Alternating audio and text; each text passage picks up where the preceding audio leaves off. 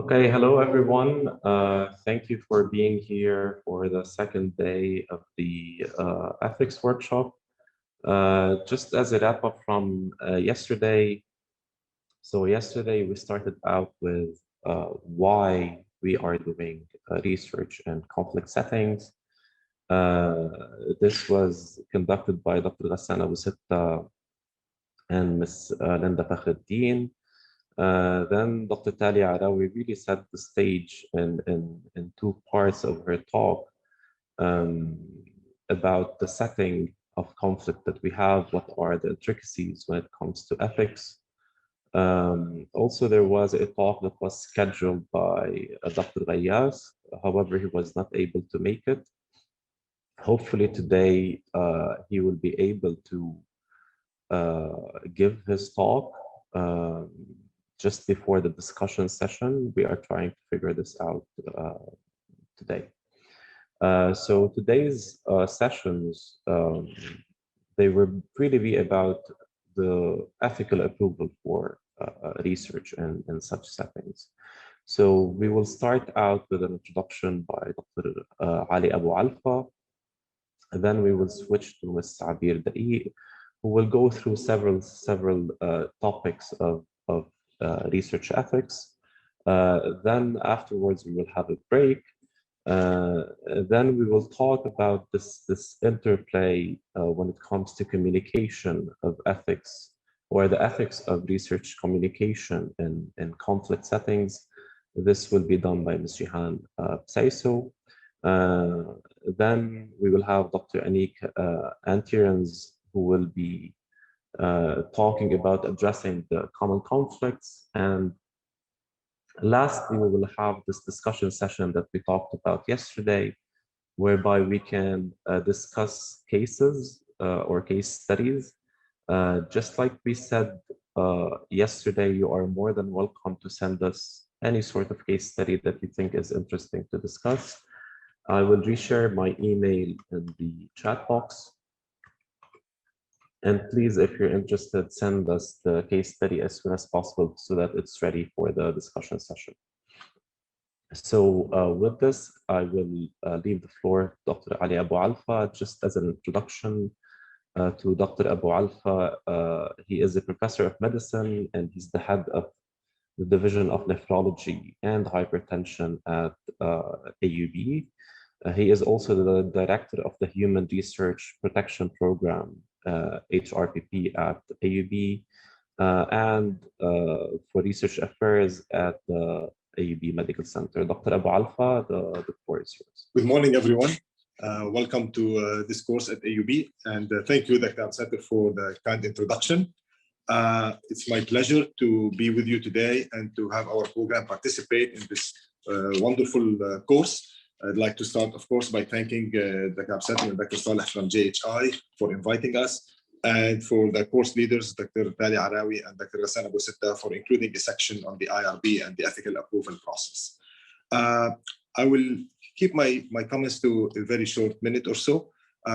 The HRPP program at AUB is the umbrella program for those of you who may not be familiar with the structure based on US model of ethical approval at many institutions. So the HRPP is an umbrella program that the IRB functions under, and it has been in operation at AUB for more than a decade.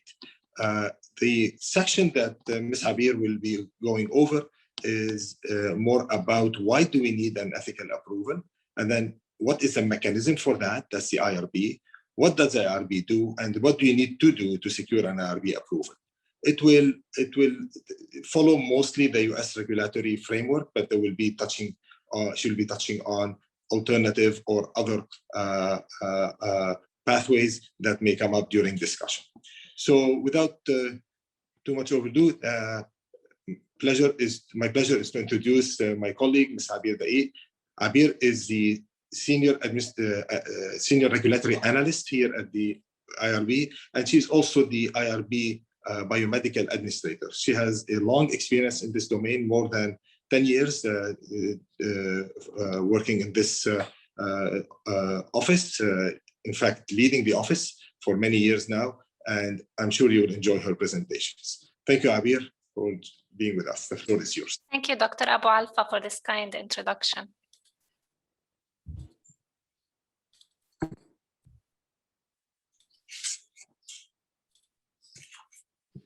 Good morning, everyone. Today we will be discussing ethical considerations in human subject research.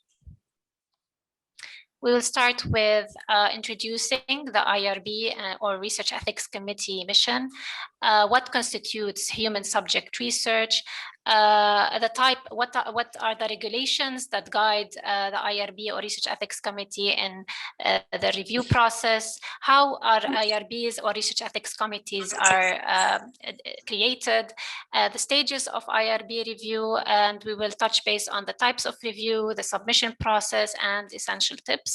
And we can have some questions at the end. So I will start with the quote of Article 1 of the United Nations Universal Declaration. All human beings are born free and equal in dignity and rights. They are endowed with reason and conscience and should act towards one another in a spirit of brotherhood.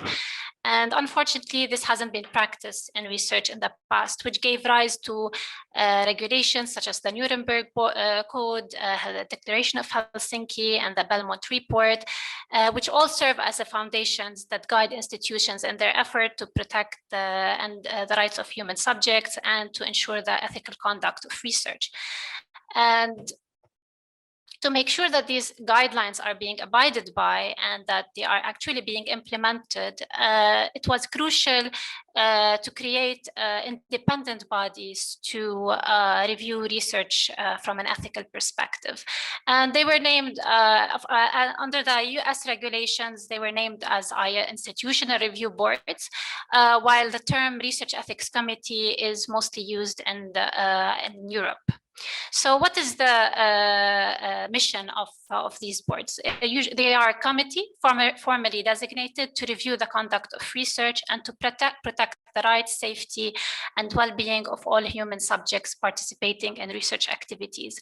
IRBs review the ethics of research proposals and ensures that all human subject research complies with institutional policies, national laws, and federal regulations. So what is the framework that we adopted at UB? We have two boards. They are supported by executive and administrative staff. The biomedical IRB, it reviews and manages research studies that involve drugs, medical devices, and biological testing. The social and behavioral sciences IRB, which was established in 2009, it deals with research studies concerned with behavioral methodology, educational research, surveys, and analysis. The members have various scientific and non-scientific backgrounds, and they have accepted to serve as volunteers on the IRB. They meet on a regular basis and for scheduled meetings, and sometimes on an urgent basis to review and decide on the approval of research applications referred to the convened board. So when is IRB or a Research Ethics Committee submission needed? If an activity to fall under the definition of human subject research, it has to fulfill two definitions. First, it has to fulfill the definition of research, which we can define as a systematic investigation, including research development, testing, and evaluation, which is designed in whole or in part to develop or contribute to generalizable knowledge. It also has to fulfill the definition of human subject, so which is here a living individual about whom an investigator, whether professional or student, conducting research obtains information or biospecimens through intervention or interaction with the individual, or collecting private identifiable information or identifiable biospecimens. So let's look at activities that are maybe implemented or performed performed in an NGO. For example, monitoring and evaluation activities, which are usually routinely conducted. For example, improving approaches to the management of severe malnutrition. Or another example is looking at the outcome of treatment of infectious disease that predominate in a conflict setting. So if this activity is not being conducted in a systematic way, there's no investigation here that will lead to generalizable knowledge, then maybe that the definition here of a human subject research, maybe these type of activities do not fall under human subject research. But it doesn't mean that ethical concerns should not be accounted for. For example, confidentiality issues, how is the data being collected, where is it stored, who has access to this data, or anonymity of person identity with data sets, where are the identifiers of people being saved, who has access to such identifiers, and how are these data sets saved and protected. And an important also aspect is to think about is the right of participants to refuse participating in these activities in the first place. So what type of projects might fall under human subject research? Any activity that is where the researcher is interested in testing a hypothesis, or when there will be new knowledge generated, or studies that are destined for public dissemination, and of course clinical studies. So now we know the definition of human subject research, and in case there any activity fulfills this definition, it will need to abide by certain regulations. And we'll go over two types of regulations that are the most known and most adopted by institutions. The first one is through the Department of Health and Human Services and Food and Drug Administration. They issued regulations based on the Belmont report, and these were adopted by institutions, and it's called the Common Rule. These were initiated in 1991. So the main elements of the Common Rule is to look at, to make sure that the requirements for assuring compliance by research institutions, that there are requirements for research, obtaining and documenting informed consent, to ensure that there are requirements for IRB memberships, their function, their operations, the review of research, and record keeping. And last but not least, to look at additional protections for certain vulnerable populations, such as pregnant women, prisoners, and children. Another list of regulations that are adopted, and most of European institutions adopt these regulations, is the Council for International Organizations of Medical Sciences. It's an international non-government, not-for-profit organization established jointly by the WHO and UNESCO in 1949. It serves the scientific interests of the general international biomedical community, has been active in dispersing guidelines for the ethical conduct of research, and the guidelines address issues including informed consent, standards for external review, recruitment of participants, and more. So at AUB, we follow, just wanted to mention that we follow the US regulations and guidelines. So an integral, and it's the foundation, it's the backbone of the regulations, the Belmont report, the ethical principles of Belmont, which we will go over in a minute. The first one is respect for persons. It's when individuals are treated as autonomous agents, where their voluntariness is emphasized and they are provided with consent, giving them the choice to participate in a research or not. And then under this principle, people with limited disabilities, with limited abilities, for example, children or mentally disabled, are protected. Also under this principle, we take special precautions with respect to vulnerable populations like prisoners, students, employees, and protect the privacy of the subjects and the confidentiality of the data. Justice is the principle where we make sure that there is a fair share of the burdens and benefits across the study population, and that subjects are selected in an equitable manner without targeting a particular group. So, for example, if a researcher is interested in targeting a group with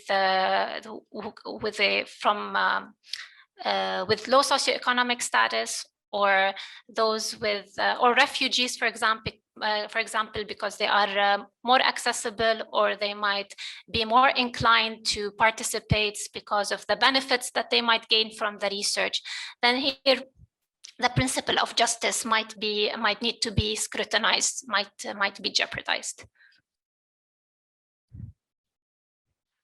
Beneficence is when the researcher tries as much as possible to minimize risk and maximize benefits. Reasonable, where we make sure as IRB that there are reasonable risks in relation to anticipated benefits. Here we also assess the competency of the investigators to conduct the project. Sorry.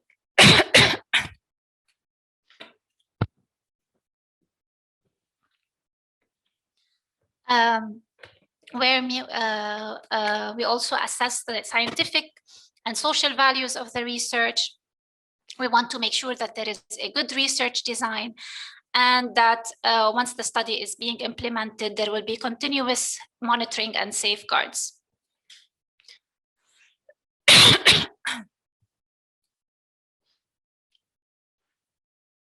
So we went over the guidelines, and now we need to create the IRB, or Research Ethics Committee, that will ensure that these guidelines are being implemented and ensure that researchers will abide with these guidelines. So here at AUB, we of course need to follow the national laws, and the Ministry of Public Health authorized our IRB to review research, and they require that the IRB should consist of a reasonable number of members who collectively have the qualifications and experience to review and evaluate the science, medical aspects, and ethics of the proposed trial. They recommend at least 3 physicians and 1 or more faculty member, at least 1 social worker, at least 1 member with a legal background, and at least 1 member who is independent of the institution and or trial site.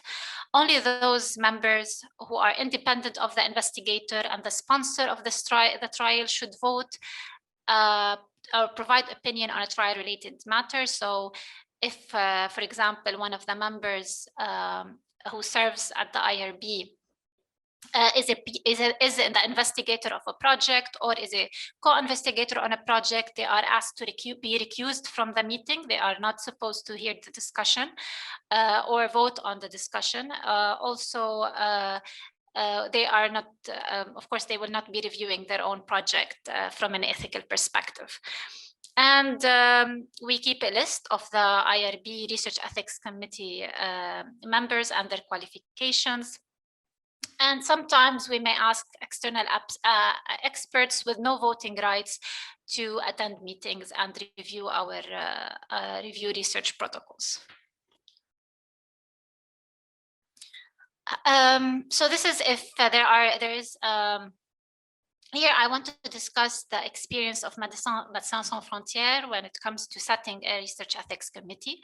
So, and sometimes NGOs would prefer to create their own, and in this case, Médecins Sans Frontières gathered a diverse group of professionals coming from different continents with an understanding of humanitarian and NGO realities. They made sure that the members of the board do not have a working relationship with the NGO. They adopted a research ethics framework. They started with SIOMS, then they then updated to National Institute of Health. And when in the review process, they recognize 3 types of review, which is the same, which we actually recognize as well in the US regulations: exempt, expedited, and full board. And I will discuss those in a minute.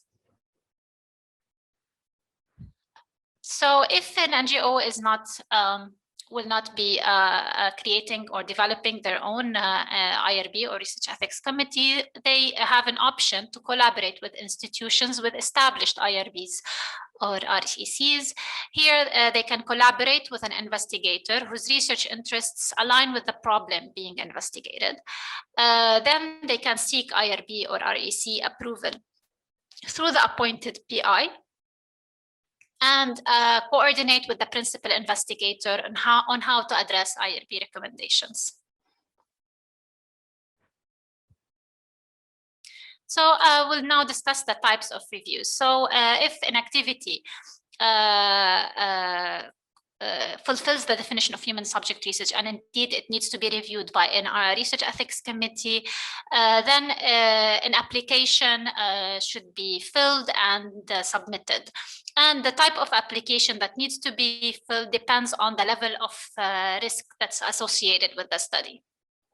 So we have 3 types of reviews: the exempt, expedited, and full board. So in order to understand the level of risk, it's important to define minimal risk. And the definition of minimal risk here is the probability and magnitude of harm or discomfort anticipated are not greater in and of themselves than those ordinarily encountered in the daily life or during performance of routine physical or psychological examinations or tests. So as you can see, if exempt review is the level of risk that's associated with the study is really low, it's less than minimal risk. For expedited review, the level of risk is higher than the exempt. It's considered minimal risk. And for full review, that's when the risk is quite high. It's more than minimal risk. And these are scrutinized more and they are reviewed in a way. Why is it called full review? It's because they are reviewed in a board meeting, in a full board meeting where the committee members meet and discuss the project and make a determination whether to approve the project. And for a project to be approved as a full board, the majority of the members should vote on its approval.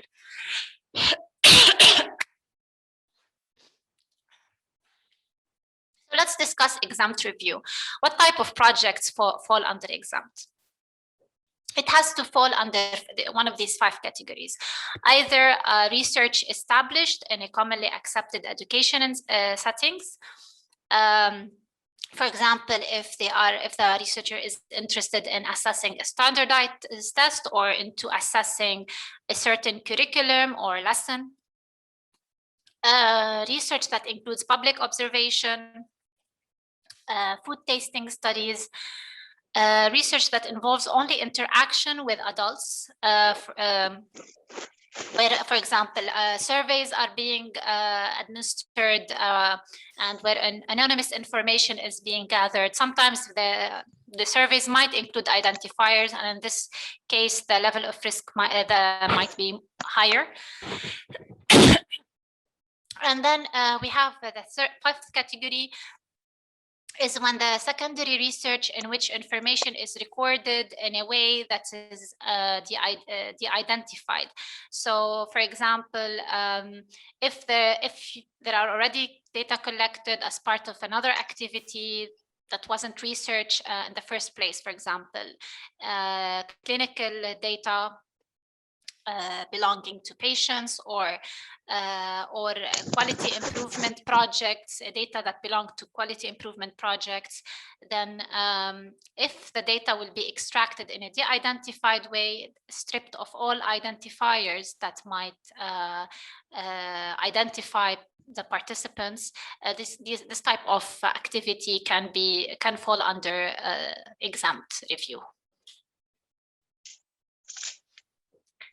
There are also other exempt review. There's a new category entitled the benign behavioral intervention, and for this type of research, there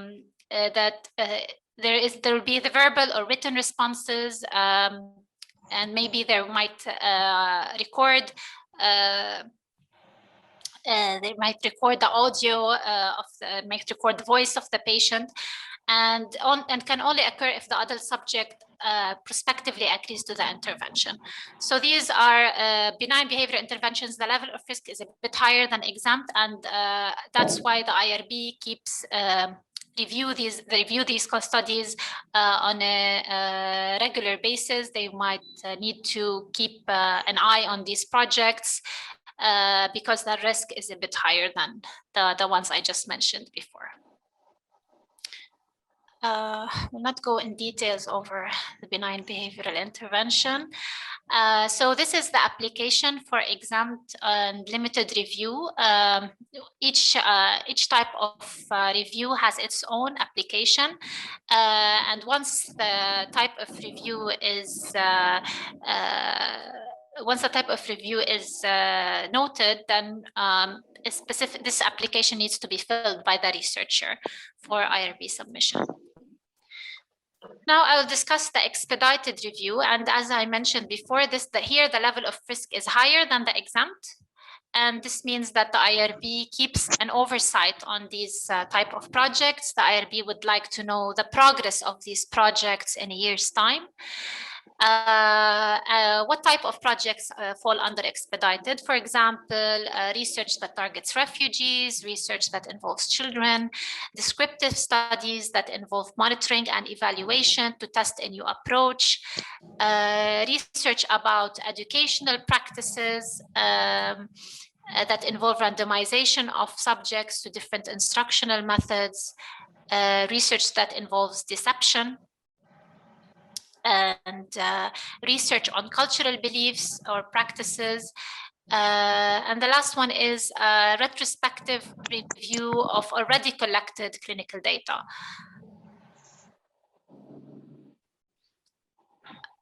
Full board, so as also full board here is more than minimal risk, the risk here is high.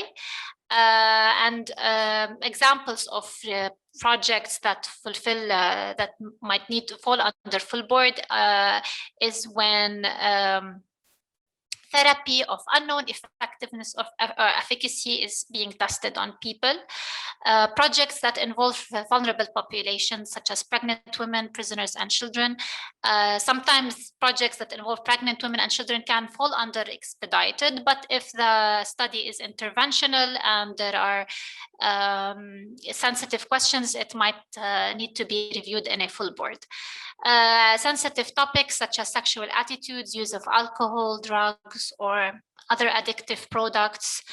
If the project targets an individual's psychological well-being or mental health, studies that target sectarian conflict, and research studies whereby body and tissue samples will be collected for genetic testing.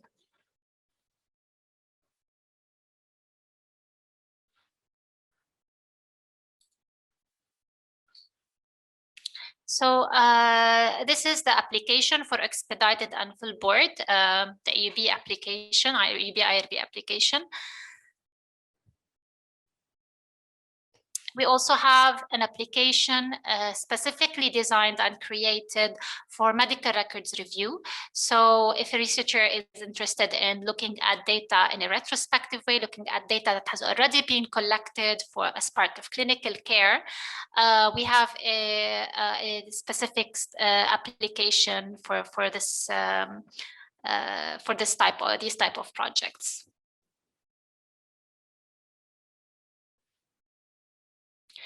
So once an application is filled, after filling the appropriate application, depending on the level of risk associated with the study, an IRB submission package needs to be also prepared and submitted to our office. And ensure that this submission is complete, the following documents are usually required. The first one is the application itself, the one that was filled earlier, and it has to be signed officially by the researcher and his or her supervisor or chairperson. And we require a proposal. The proposal it's important to detail within the proposal the subject recruitment procedures, information about payments and compensation available to subjects, and confidentiality and privacy, also, along as other matters as well, but these are, we ask about these the most. It's important also to risks and benefits, of course, in the proposal as well. It's important to provide the informed consent forms. We request both English and Arabic, and the patient materials for like questionnaires, brochures, material that are designated for advertisement, flyers, data collection sheets. If the researcher will be collecting data from medical records, then the variables of interest need to be provided to the IRB. And ethical training from research team members. We require a specific training called CITI. It's an online course, and we ask researchers to take the course and to renew the course every 3 years.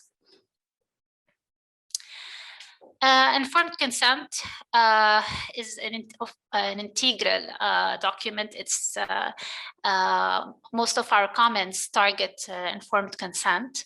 What's important for us is for the form itself to include all of the elements, but also to highlight or to emphasize that this is not only a form, it's also a process.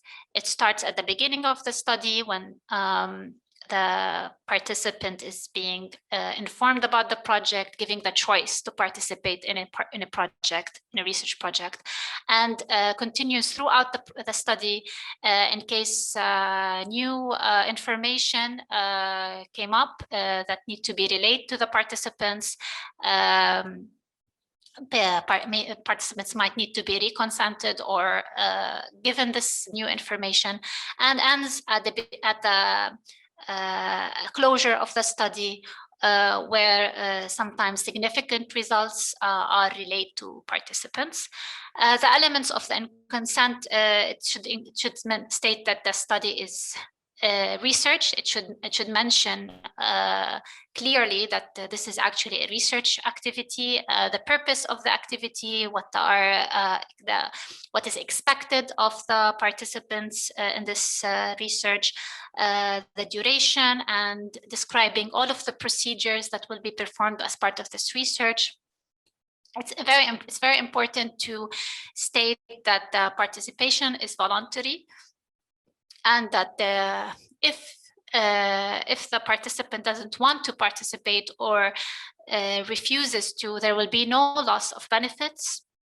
In case the researchers will be compensating participants, then these should be mentioned. Of course, risks should be clearly stated, and the benefits of the research should be relayed to participants, confidentiality of the records, and contact information of the researcher and the Research Ethics Committee. So timelines for IRB review. Once an application and all of the other documents were prepared and submitted, and now it's time for the review process is initiated here at our office. It depends on the level of risk again. So in case the project is less than minimum risk, usually these are reviewed internally within the office and with the vice chairperson in the office, and it takes around 8 to 12 days, and most of the times less than that. Expedited, it takes 4 to 6 weeks for the review. And for expedited protocols, we usually send the study to a reviewer, one of our members. We choose the member depending on the expertise. And then for full board studies, it takes time. It takes more than 4 weeks usually for the review, depending on the day of the meetings schedule. But sometimes for time-sensitive projects, we make sure to include them on the first meeting available, on the first date available. So once reviewed, now a determination needs to be released by the IRB to the researchers. And there are 4 determinations. One of them is approve the study, or we might require modifications prior to approve. So if there are some minor modifications to the consent, or if we ask researchers to include to add something into the recruitment strategy section of the proposal, it's direct and to the point, then and once modified, the study will be approved. And we can defer a study when we have some concerns regarding risks or risk and benefit ratio, or when we need some clarifications regarding the recruitment strategy. We might defer the project and wait for the response of the researcher, or we might disapprove the project. Things to consider during our review. It's important for us to assess the purpose of the research, to make sure that it would be helpful for us during the review process if the research questions and hypotheses are clearly stated. Recruitment of research participants should be as detailed as possible. Of course, we need to know about the consent process, and we need to review the consent document itself, ensure that all of the elements are there. We review the questionnaires, all of the research-related materials, the interviews, the questions that you will be asking participants in the research, any focus group questions. We also review the section regarding data analysis. It's also important for us to check how will you store the data? How will the data be disposed of after the study once the study is closed? Where will you keep the audio or video recordings? All of these is to actually assess the confidentiality of the data. And we also review, So recruitment. So it's there's a specific slide on recruitment, because recruitment, we also have many a lot of times we go back and forth. Sometimes we go back and forth with researchers on that. It's very important to clearly state how research participants will be identified. For example, if you already know their contact information, it's important to state clearly why do you have their contact information in the first place.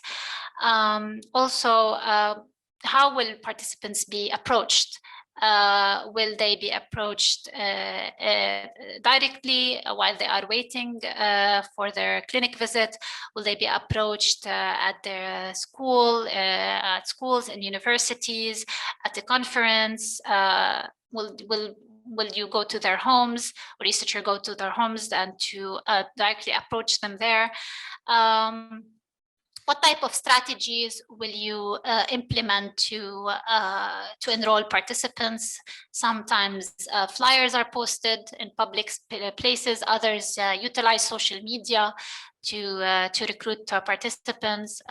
Some researchers use snowball sampling. Others might have might send in email invitations.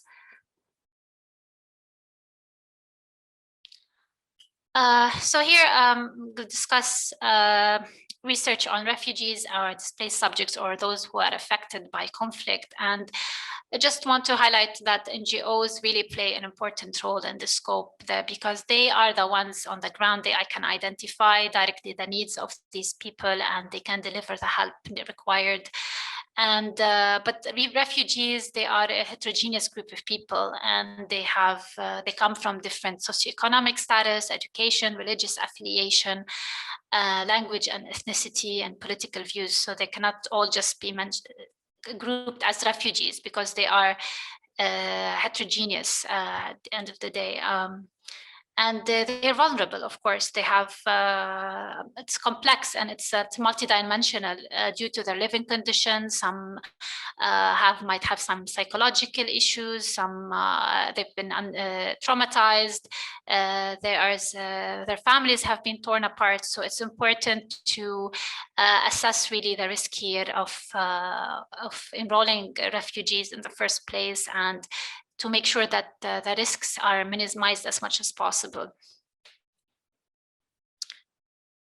So it's important to consider when we review research on being done on refugees or those affected by conflict, we assess the recruitment strategy. And it's good to keep in mind that to approach these participants, it might be a good idea to go through gatekeepers.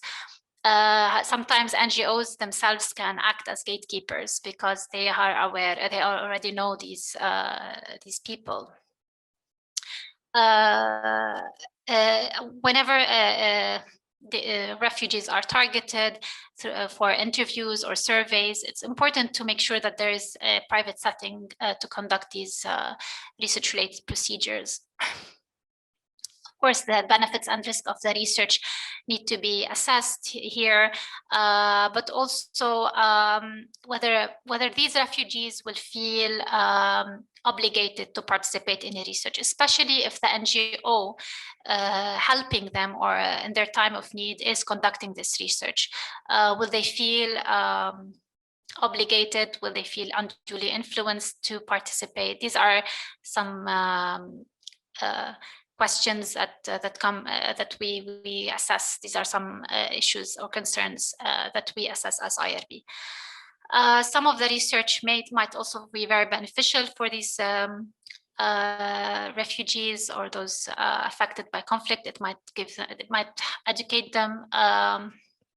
We assess if a compensation will be provided, and as I mentioned before, whether such a compensation will unduly influence them, and in case they might need transportation, how this will be given, and so forth.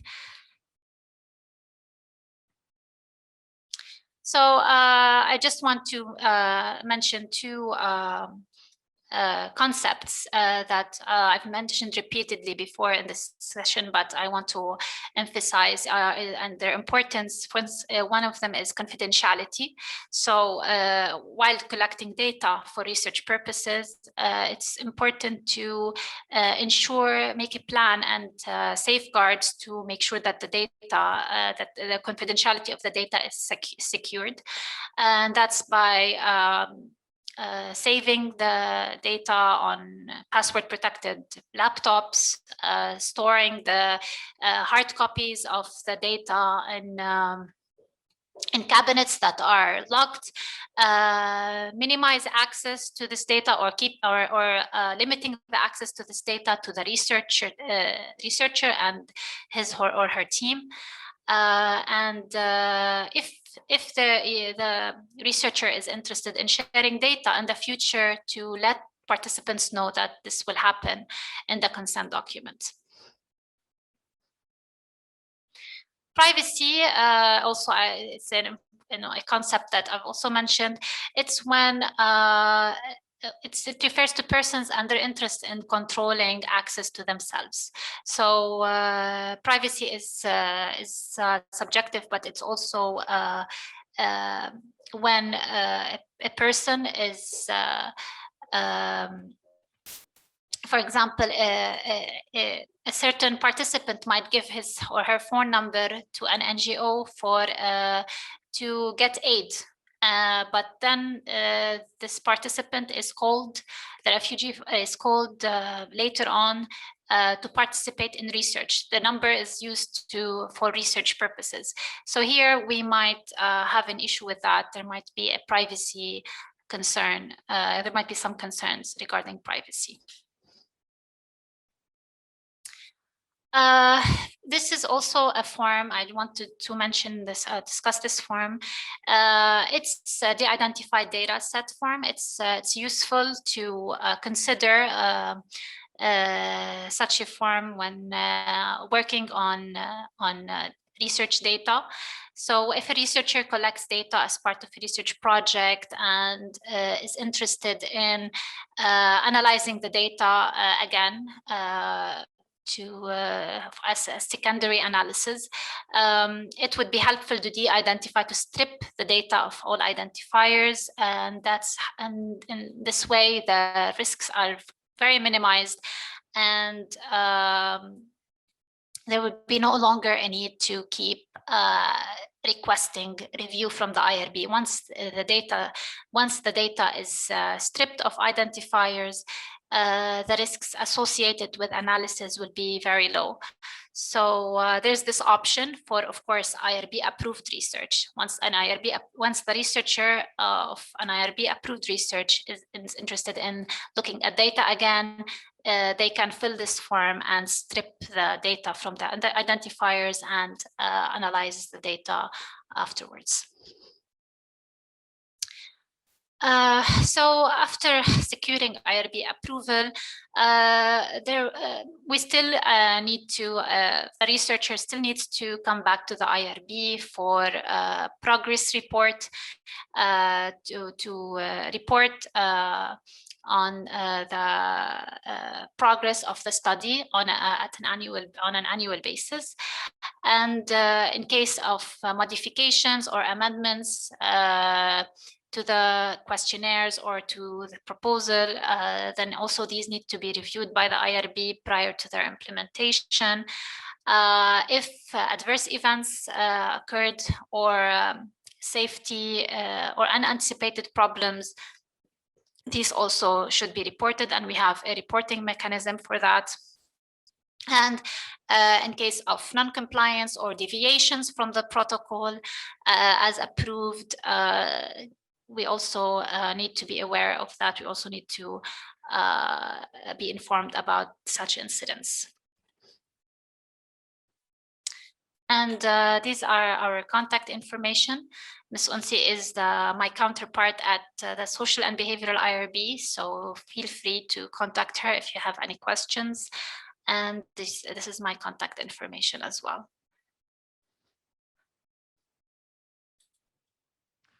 Okay, thank you so much, Abir, for this very detailed talk. We will take any questions. So there's a couple of questions. So the first question is, hello, does the research that involve deception in any way limited or discouraged when involving refugees or when conducted in conflict zone? Honestly, we don't. There's nothing called discouraged. I mean, we review the research once there's an application. We proceed with the review process. In case we have concerns about a specific research procedure, we will alert the researcher to that. We can help them to find mechanisms to safeguard the welfare and the rights of the participants. But I cannot really say that we discourage deception in research targeting refugees. Okay, thanks. Another question, please can you elaborate on the IRB committee members? I guess who are they and what's the constitution? So yeah, for example, at AUB we have I think around 9 members, full members, and we have alternates as well. So alternates are, they don't have voting rights, but they serve as members as well. They review. The members are faculty members, some of them are physicians. We have one member who is a community representative and a member who is a lawyer. They serve as our non-scientific members. We, Dr. Abu Alfa, the Human Research Protection Program, he selects the members and he sends them an official letter asking them to be part of the IRB. And they serve for 3 years. And they are asked to review protocols, to review research studies based on, of course, the regulations. We provide them with checklists to guide them in the review. And we meet, for example, for the biomedical IRB, we meet every 2 weeks. We used to meet in person, but ever since COVID started, we're meeting virtually. And we vote on research projects during the meeting. I hope I have answered your question.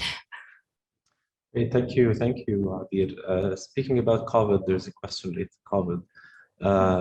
So Hanan is saying, while I'm carefully listening to your intervention, jumped to my mind the most controversial subject among scholars and scientific world these days, the COVID-19 experimental vaccine. For the first time, human is being used as subject of the biggest experiment of recent history of new medical procedure that didn't respect the usual rules and regulation of validation, and without much medical data on the long-term effects of the new vaccination technology.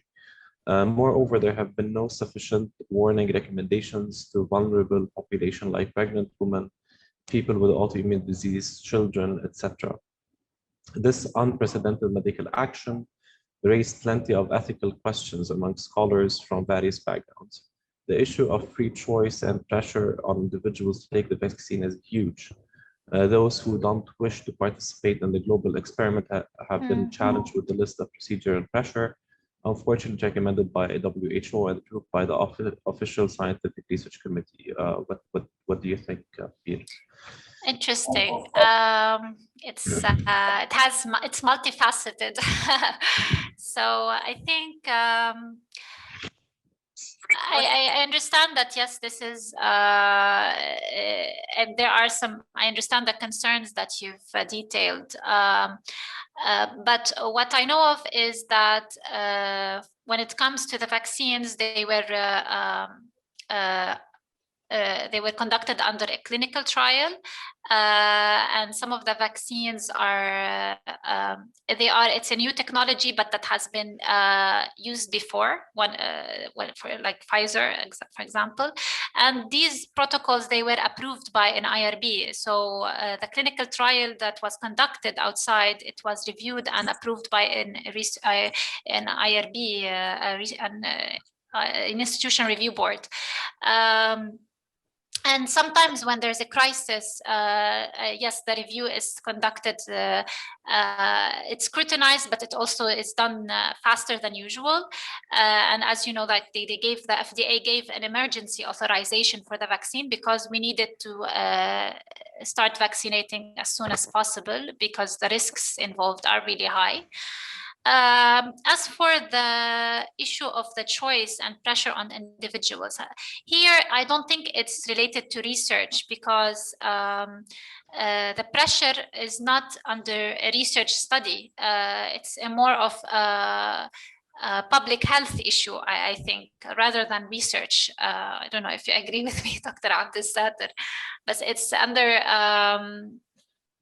here it's more of a public health matter that these are recommendations. These are the trials. We've done these trials. These are the results, and we have good results. We can vaccinate. But the choice here is not under a research study. So it's more of a public health issue. So thank you very much. If I might intervene, this is yes, thank you. So this is a terrific question on the vaccination and the research component. It really illustrates the 3 principles that Ms. Abir talked about. There is respect for persons, which means when the trials were conducted under an IRB approval, people need to give consent. If consent was not secured from anybody who were subjected to a research trial using vaccines, this is a separate issue. That's a regulatory issue and not inherent to the fact that we need an IRB oversight for conducting these kind of studies. Another principle here is beneficence. Is there benefit more than the risk? We salute all the volunteers worldwide, including the ones that were the first to take the mRNA vaccines and put themselves in potential danger for the unknown, for the potential benefit for them, but maybe others, probably others, for sure others worldwide, as we see today. And in terms of justice, was the vaccine tried on people and not others? We don't have any evidence for that. It was open. All communities, all groups, all ethnicities contributed. It was actually a reverse in a way. The first world were the first sites to get the mRNA experimental vaccines. So this was not in any way biased towards having the experimental vaccines tried in a less fortunate setting. So I think the three principles of Vermont were beautifully illustrated in the conduction of these trials. Mind you, these were very fast approvals, but that's okay. IRBs can do that. And then approval by the FDA on emergency basis is a separate pathway for drugs and vaccines and biologicals. But we are limiting our comments to the conduct itself of a trial to approve vaccines. So I think this is a terrific question, very pertinent to the day that we are living in today. Thanks, Abir. Good morning. Hi, Abir. Kifik. Thank you very much for this talk. I just want to give another aspect of to the question that was raised about the COVID vaccine. So because I work with the WHO and the ministry, I know that worldwide informed consent has not been a choice, although France considered it at one point. However, in lieu of an informed consent, what is being used is what we call the fact sheet, and I'm sure, Abir, you're aware of this. The fact sheet explains almost all the information that ought to be given in a consent form, like risks, benefits, alternatives, and what exactly is that vaccine. In Lebanon, we have requested that this fact sheet, which is an edited version of the Pfizer fact sheet, be translated to English, Arabic, Ethiopian, Filipino language, and Bangladesh and Pakistani. In other words, all the languages that of the people living on the Lebanese soil, because they are treated equally as far as being recipients of the vaccine. Now, whether this has been done or not is another issue, but at least there is an attempt to make people really understand what they are taking. It's a very good question. Okay. And thank you both. Thank you. You're welcome. Thanks. I might follow up on that. Thank you very much, Professor Arawi. This is really an important aspect of this. I think there are a differentiating timeline.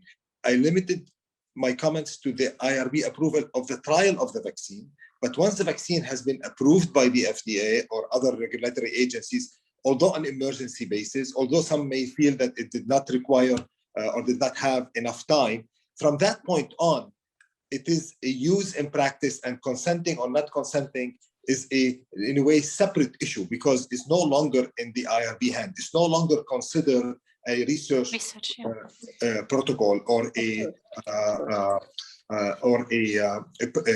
experimental per se. It is still experimental in the emergency approval of the vaccine, but these are two important, slightly separate aspects, and I fully concur. We debated that as well about the vaccines for, let's say, dialysis patients in my little community, and should we offer them the vaccine with a consent or not? There's quite a bit of publications on that as well. So thank you for bringing that post-approval aspect that may be considered by some still an experimental under research. There's also the issue that a comment I saw flying on the chat, that is is it approved in high-income countries, not in low-income countries? Yes, that's correct. But they also but we cannot say though that ethically it was not tried. It was tried in low-income and then used in high income. It was tried in high income countries and they benefited from that. This is a distribution or a equity issue that needs to be dealt, of course, with, but it's separate from the little subject that we are focused on today. Okay, thank you very much. Thank you, Dr. Abu Alfa. Thank you, Dr. Talia and Sabir. I think Hanan is still talking about the vaccine. She's saying it's considered experimental by WHO, which means that it is under research. I think, Hanan, what Dr. Abu Alfa means is that when it was under clinical trials at the beginning, this is what was considered research, and that's what IRB works under. Is that accurate, Abir? Yes. Yeah. Yeah. Okay. Any other questions from Eli? Is your question related to the vaccine? I think Dr. Abu Alfa has answered your questions in the question, I believe. Eli, is it related to the vaccine?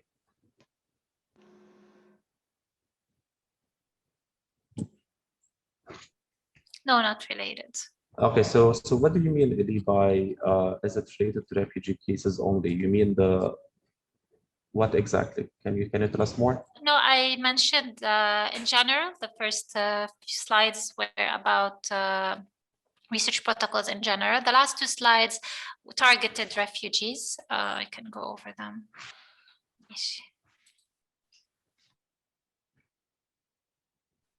So here I targeted the studies on refugees and vulnerable populations. But the slides, most of the presentation targeted all research participants, any research participant. Great. Thank you so much, Ms. Abir, for this very detailed and interesting talk. I think there's one more question concerning informed consent of the participant. Do you accept participation without signature? Okay, thank you. This is a very important question. And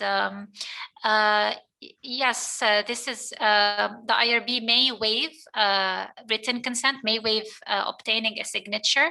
And in this case, we call it oral consent.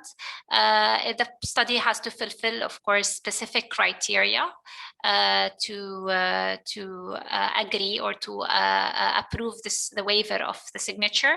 It has to be a minimal risk study, so it cannot be a full board study. It cannot be a study where the risk is high, and